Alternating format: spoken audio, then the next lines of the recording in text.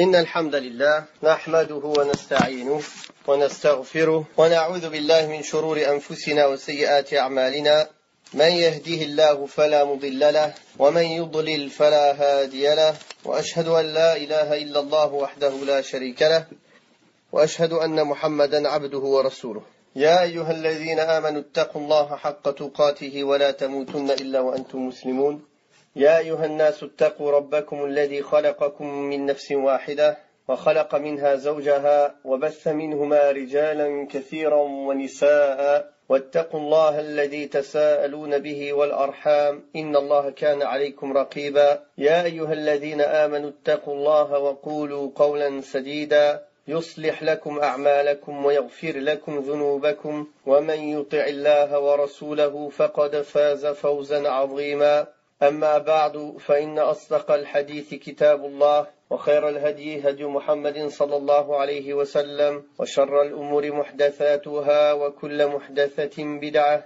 وكل بدعة ضلالة وكل ضلالة في النار. Nous continuons, Inch'Allah, par la grâce d'Allah subhanahu wa ta'ala, avec le Coran, la parole d'Allah subhanahu wa ta'ala et l'explication des chapitres du Coran. Nous allons commencer aujourd'hui Inch'Allah, l'explication de Surat Al-Shams. Allah tabaraka wa ta'ala dit Bismillahirrahmanirrahim وَالشَّمْسِ وَضُحَاهَا وَالْقَمَرِ إِذَا تَلَاهَا وَالنَّهَارِ إِذَا جَلَّاهَا وَاللَّيْلِ إِذَا يَغْشَاهَا وَالسَّمَاءِ وَمَا بَنَاهَا وَالْأَرْضِ وَمَا طَحَاهَا وَنَفْسٍ وَمَا سَوَّاهَا فألهمها فجورها وتقواها قد أفلح من زكاها وقد خاب من دساها كذبت ثمود بطغواها إذ انبعث أشقاها فقال لهم رسول الله ناقة الله وسقياها فكذبوه فعقروها فدمدم عليهم ربهم بذنبهم فسواها ولا يخاف عقباها. Donc le basmala, toujours on le répète, Bismillahirrahmanirrahim, c'est un verset parmi les versets du Coran, mais qui n'est ni dans Surat Al-Shams, ni dans Surat Al-Balad. C'est un verset à part entière, qui est seul. Chaque basmala, c'est des versets à part entière entre chaque chapitre du Coran. Au début de chaque chapitre du Coran, sauf At-Tawbah, entre l'Anfal et At-Tawbah, car les Sahaba n'ont pas mis la basmala ici, et si ça faisait partie du Coran, Allah tabaraka wa ta'ala l'aurait préservé, l'aurait cité, et les Sahaba, ils l'auraient cité. Naam. وَالشَّمْسِ وَضُحَاهَا, comme on l'a vu dans plusieurs sourates auparavant, le seul qui a le droit de jurer par ses créatures est Allah tabaraka wa ta'ala. Allah tabaraka wa ta'ala jure par le soleil et sa clarté. وَالْقَمَرِ إِذَا تَلَاهَا, puis par la lune quand elle suit le soleil. Donc on voit ici qu'Allah tabaraka wa ta'ala jure par le soleil et sa clarté, la lumière qui en sort, la chaleur qui en sort. Car tous les bienfaits qu'Allah tabaraka wa ta'ala a mis dans la lumière et la clarté du soleil, beaucoup de bienfaits pour l'être humain. Il y a à travers la lumière du soleil et la clarté des bienfaits matériels et même des bienfaits religieux. Par exemple pour connaître les horaires de salat, avec l'ombre et les différentes positions, quand par exemple c'est le fajr, à l'horizon, reconnaître les lueurs du soleil qui commencent à apparaître à l'horizon, al-dhuhr, quand le soleil quitte le milieu du ciel, al-asr, etc. Aussi, cette clarté et la chaleur et la lumière qu'Allah tabaraka wa ta'ala il a fait sortir du soleil, et cette clarté-là, tous les êtres humains et tous les êtres vivants, ils en profitent. C'est la cause de, comme vous savez, d'illuminer la vie en général. Elle a besoin de la lumière, bi'idhnillah subhanahu wa ta'ala, pour que les plantes elles poussent, pour que les animaux y vivent, pour l'oxygène, pour quoi que ce soit. Donc, c'est pour ça Allah tabaraka wa ta'ala, quand il jure par certaines créatures, c'est pour montrer la valeur et le besoin de l'être humain, que l'être humain a de ces créatures-là, et que c'est un bienfait d'Allah. C'est un signe parmi les signes d'Allah subhanahu wa ta'ala, ce soleil, et cette clarté, cette lumière qui émane du soleil. وَالْقَمَرِ إِذَا تَلَاهَا, et par la lune, quand elle le suit. Quand elle le suit, la lune, elle suit le soleil en plusieurs points. Premièrement, la clarté de la lune, elle n'est visible que quand il n'y a plus la clarté du soleil. N'est-ce pas? Quand la lune est présente et que la clarté du soleil, la lumière du soleil est là, on ne voit pas la lumière de la lune. Donc la lumière de la lune suit la lumière du soleil. Les savants ont dit aussi, et par la lune quand elle le suit, c'est que dans les positionnements de la lune tout au long de son cycle lunaire, son cycle lunaire il commence au Maghreb. Puis, à travers les jours du mois, il suit et il va après jusqu'à le lever. Donc, ils ont dit ça aussi, c'est un des sens pour dire par la lune et quand elle suit. C'est-à-dire, elle le suit premièrement dans le fait qu'elle prend des positionnements qui vont de son coucher à son lever, et elle le suit dans le fait que la lumière de la lune et la clarté de la lune, elle n'est visible et elle n'est vue que après la disparition de la clarté et de la lumière du soleil.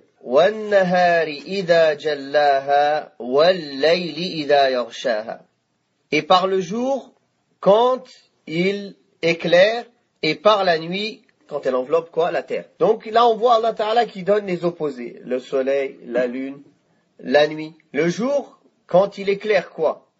Quand il éclaire la terre, tout ce qu'il y a comme vie sur la terre. Quand il fait jour, tout est jali, tout est clair, tout est visible. On peut observer les choses.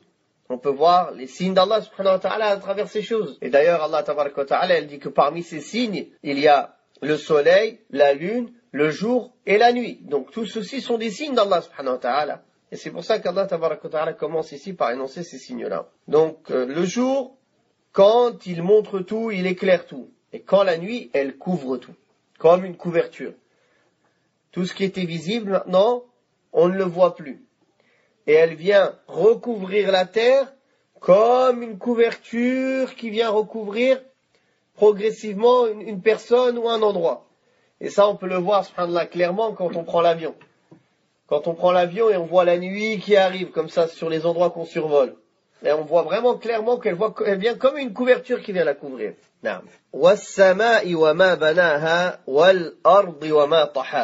Puis Allah Ta'ala, il dit, et par le ciel, وَمَا بَنَاهَا, on peut le comprendre dans deux sens. Si ça revient à Allah Ta'ala, وَمَا بَنَاهَا, c'est dans le sens d'un وَمَنْ بَنَاهَا, celui qui l'a construit. C'est-à-dire Allah Ta'ala, il jure par le ciel et celui qui l'a construit, c'est-à-dire par lui-même, subhanahu wa ta'ala. Ou bien on peut le comprendre, وَالسَّمَاءِ وَمَا بَنَاهَا, par le ciel et par ceux qu'il a construit, c'est-à-dire comment il a fait tenir le ciel. La manière dont il a fait tous ces cieux qui tiennent les uns sur les autres. Donc les deux sens peuvent être justes concernant ce verset. Et on voit comment Allah tabaraka wa ta'ala, il a fait le ciel qui est au-dessus de nous, qui est parfait. Quand tu le regardes, tu ne vois pas de faille, tu ne vois pas d'imperfection. Mais Allah tabaraka wa ta'ala, il l'a fait parfaitement pour l'être humain. Et il nous a préservés avec ce ciel-là, subhanahu wa ta'ala.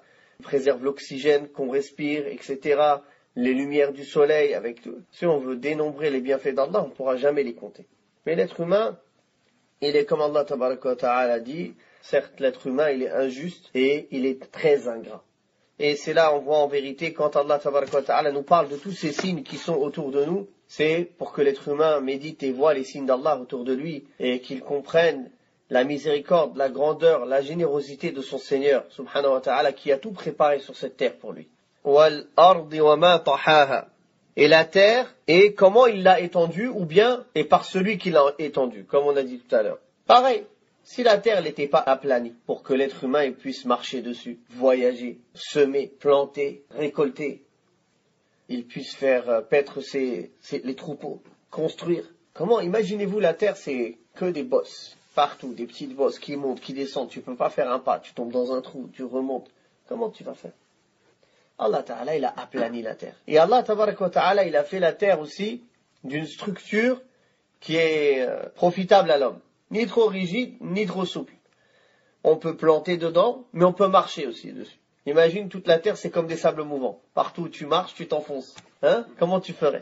Ou bien toute la terre partout, c'est que comme de la roche. Tu peux rien planter. Comment tu ferais?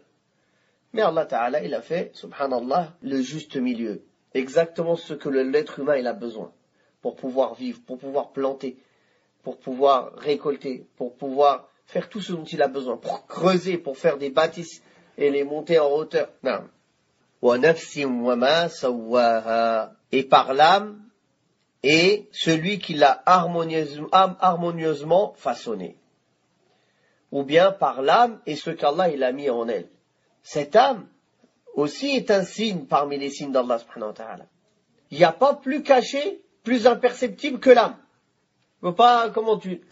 Et pourtant, elle est rapide, il y a des sentiments qui sont attachés à elle, le souci, la joie, la peine, toutes ces choses-là qu'Allah tabaraka wa ta'ala, il a liées à l'âme. Cette âme qui est imperceptible, tu l'enlèves du corps, ce corps il est plus vivant. Il n'a plus de vie en lui. Ça aussi c'est un signe d'Allah subhanahu wa ta'ala. Comment l'être humain, il est fait de chair et d'âme. Qu'est-ce que c'est cette âme? Comment Allah ta'ala il l'a faite? Il n'y a personne qui connaît la réalité de son essence, comment elle est. C'est un ordre d'Allah subhanahu wa ta'ala qu'il a mis dans l'être humain. Et il lui a donné vie. Et combien de sentiments et combien de réactions sont attachés à cette âme-là? Personne ne peut cerner la réalité de l'âme. Même bien la comprendre. Les kuffars, là, les psychologues, les je ne sais quoi, ils ont essayé de faire toutes des études. Hein? L'être humain, ses complexes, ses je ne sais quoi, ses rêves, ses ambitions. Et à la fin, ils ont raconté que des bêtises. Parce qu'ils ne sont pas éclairés par la lumière du Coran. Donc ils ont dit des contradictions, des choses même qui sont graves. Non.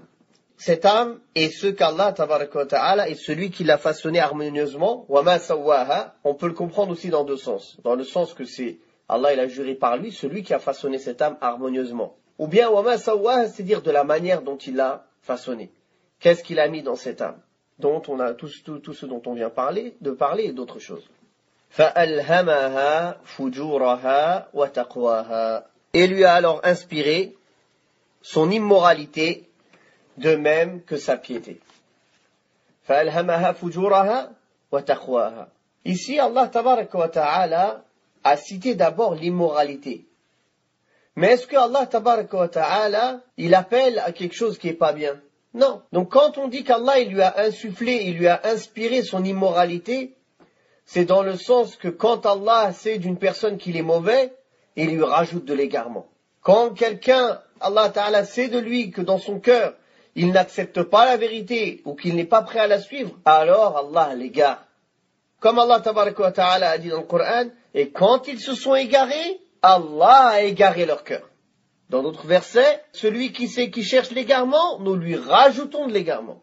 C'est-à-dire celui qui ne veut pas suivre la vérité, celui qui n'accepte pas la vérité, celui qui cherche les passions, celui qui cherche l'égarement, Allah lui rajoute de l'égarement. Subhanahu wa ta'ala. Et quand Allah tabaraka wa ta'ala a cité d'abord l'immoralité chez l'être humain, c'est que, en général, et dans la grande majorité, l'être humain est injuste envers lui-même et envers son Seigneur, subhanahu wa ta'ala. Comme Allah tabaraka wa ta'ala a dit en parlant de l'être humain, nous avons exposé ce dépôt aux montagnes et aux cieux et à la terre, et ils ont refusé de l'accepter. Mais l'être humain l'a accepté car il est certes très injuste et très ignorant. La base chez l'être humain, c'est qu'il est injuste. Ignorant et injuste. Et il sort de cette injustice-là en apprenant et en obéissant à Allah subhanahu wa ta'ala. Mais cette base-là, elle change quand la personne, elle apprend, alhamdulillah, à obéir qui est Allah tabaraka wa ta'ala, qu'est-ce qu'Allah lui a demandé, et à plier son âme bestiale à l'ordre d'Allah subhanahu wa ta'ala. Donc, ici, Allah tabaraka wa ta'ala, il a mis en l'être humain ces deux côtés-là, le bon et le mauvais. Tout le combat de l'être humain, toute sa vie, c'est de renforcer le bon côté et d'affaiblir le mauvais côté. Celui qui se laisse aller à ses penchants, à ses passions, à l'égarement, à ses sentiments, alors celui-là, il va faire que renforcer le mauvais côté, son bon côté, et son âme va se souiller et se souiller jusqu'au point où, comme le prophète sallallahu alayhi wa sallam a dit, son cœur va être noir comme du goudron. Il ne reconnaîtra plus le bien du mal, sauf ce qui est concordant avec ses passions. Et le prophète alayhi salatu wassalam, il a donné l'exemple de cette personne comme un verre mis à l'envers, retourné.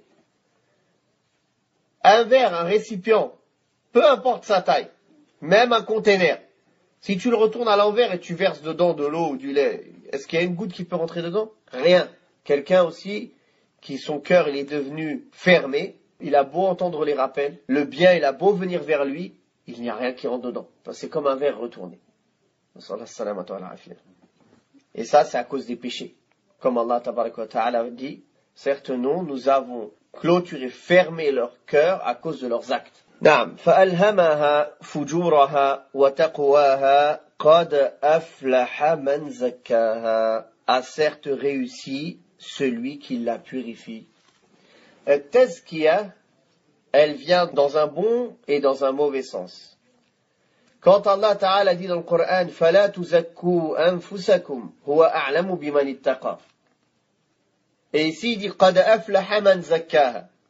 Dans un il dit ne faites pas la tazkiya de votre propre personne, c'est lui-même qui connaît qui sont les plus pieux. Et ici Allah Ta'ala dit certes a réussi celui qui la zakki. Il utilise le même mot. L'un veut dire l'éloge.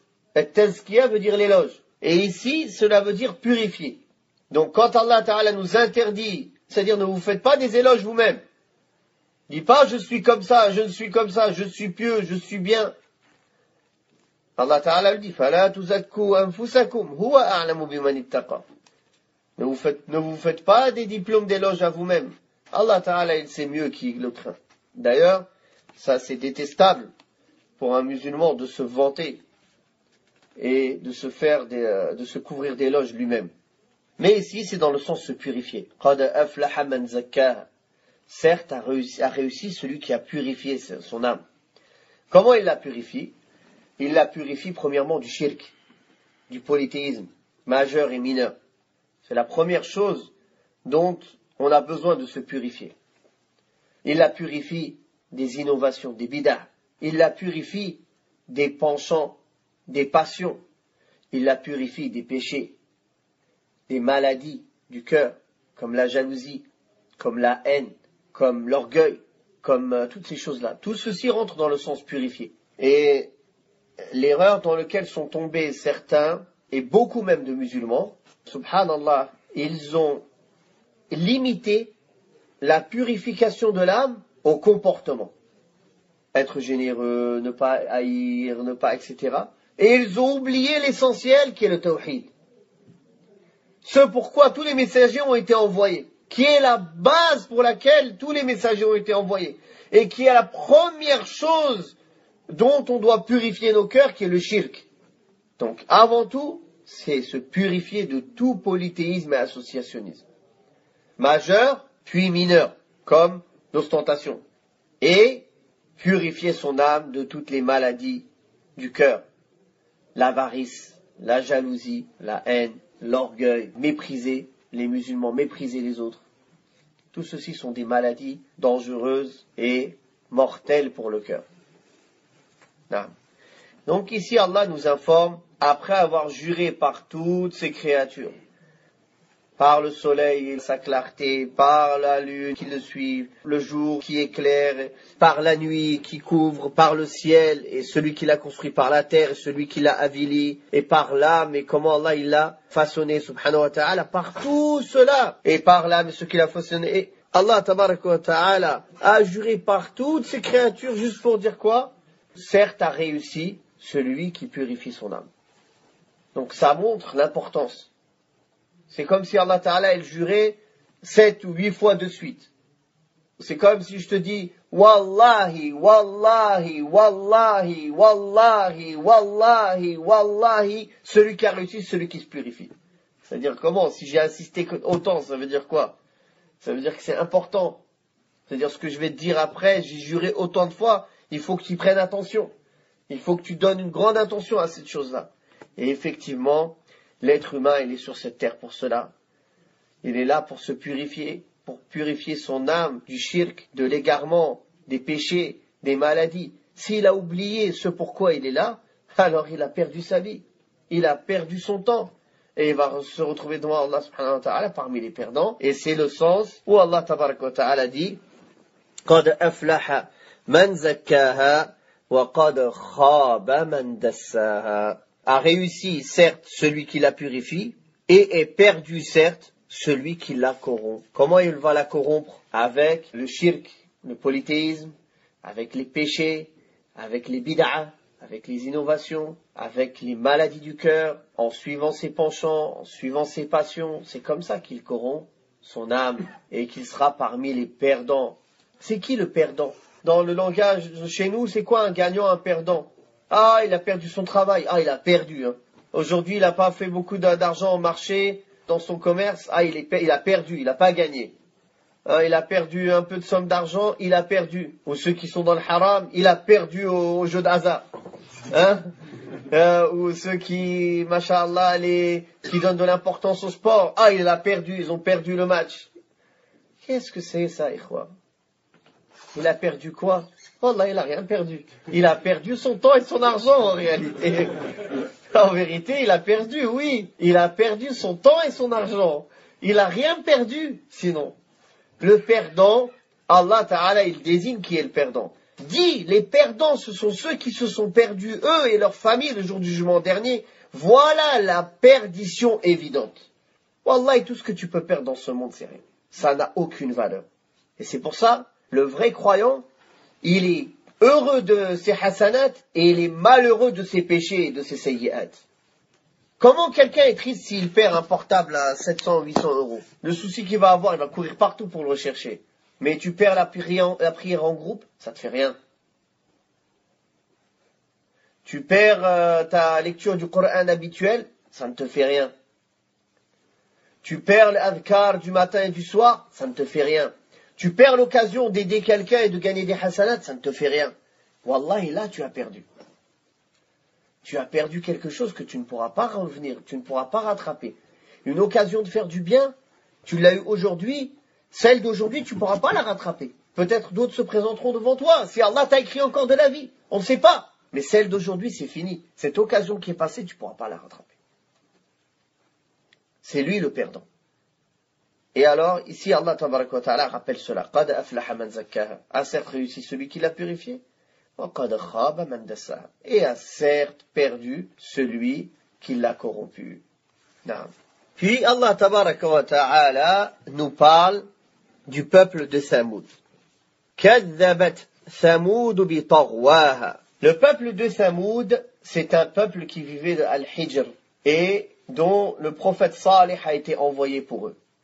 Parmi les signes qu'Allah tabaraka wa ta'ala leur a envoyés, c'est une chamelle qu'Allah ta'ala a fait sortir de la roche. Et Salih, alayhi salam, il leur a dit, laissez-la boire un jour, et vous buvez un jour. Chacun son tour. Et elle buvait un jour, et tous, ils venaient profiter de son lait, à profusion pour tout le monde. Et ils avaient l'ordre de ne pas lui faire de mal, de la laisser aller sur terre, aller où elle veut. C'était un signe d'Allah, c'était une épreuve pour eux. Donc Allah tabaraka wa ta'ala dit ici, Thamoud, ils ont traité de mensonge à cause de leur transgression.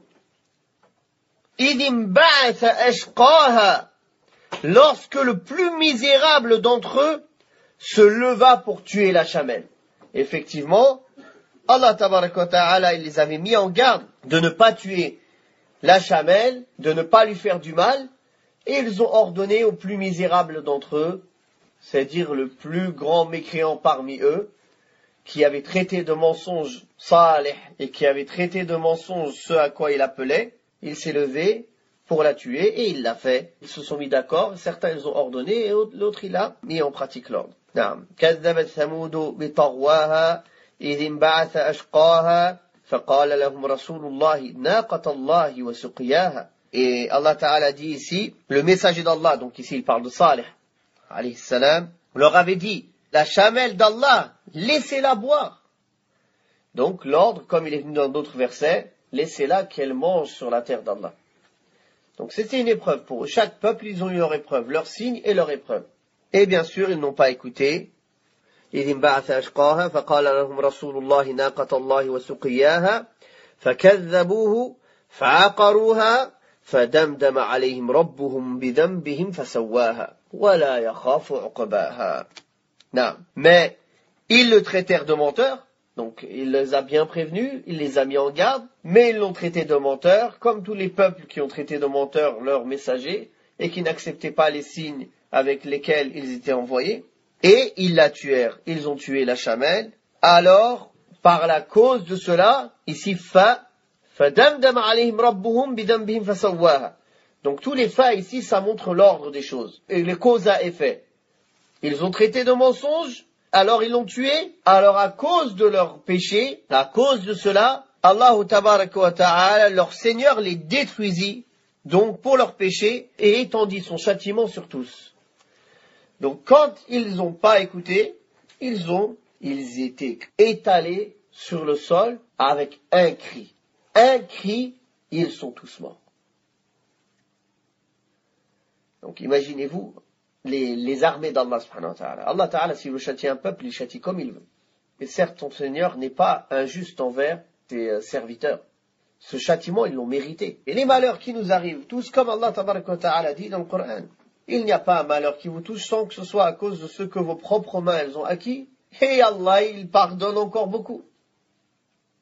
Et Allah ta'ala dans d'autres versets, il dit, quand on veut détruire une cité, nous ordonnons, les gens qui vivent dans le luxe, on leur ordonne d'obéir à Allah. Donc il y a une qira'a, il dit amarna, ça veut dire on leur ordonne. Il y a une autre explication, c'est amarna, c'est-à-dire qu'on donne le pouvoir de ces cités-là à qui? À tous ces transgresseurs qui vivent dans le luxe. Ils transgressent dans cette cité-là, donc ils méritent la décision d'Allah qui les châtie, et on détruit cette cité d'une grande destruction. Donc Allah tabaraka wa ta'ala, jamais il ne châtie des gens ou des cités injustement. Mais ces cités-là, ces gens-là, ils ont mérité le châtiment à cause de leurs péchés. Comme ici, ils ont désobéi à Allah tabaraka wa ta'ala. Ils ont traité de mensonge le messager. Et ils ont tué la chamelle alors qu'il leur avait été demandé de ne pas la toucher. Alors Allah ta'ala a envoyé un crieur qui a crié une fois. Ils sont tous tombés au sol jathimin. Comme s'ils n'ont jamais existé auparavant. Ils sont tous morts. فكذبوه فعقروها فدمدم عليهم ربهم بذنبهم فسواها ولا يخاف عقباها. Et Allah n'a aucune crainte des conséquences. Un roi parmi les rois de ce bas monde, quand il attaque une cité, ou quand il punit des gens, il a toujours la crainte qu'un jour ou l'autre il se venge. Il prend des armées pour le garder, il fait attention. Il sait qu'il y a des gens maintenant qui lui en veulent, n'est-ce pas? Mais Allah, tabaraka wa ta'ala, c'est lui le suprême dominateur de cet univers, de cette terre. Donc il détruit les peuples qui le méritent, et il n'a nulle crainte des conséquences, subhanahu wa ta'ala. Car c'est lui le suprême dominateur sur ses créatures.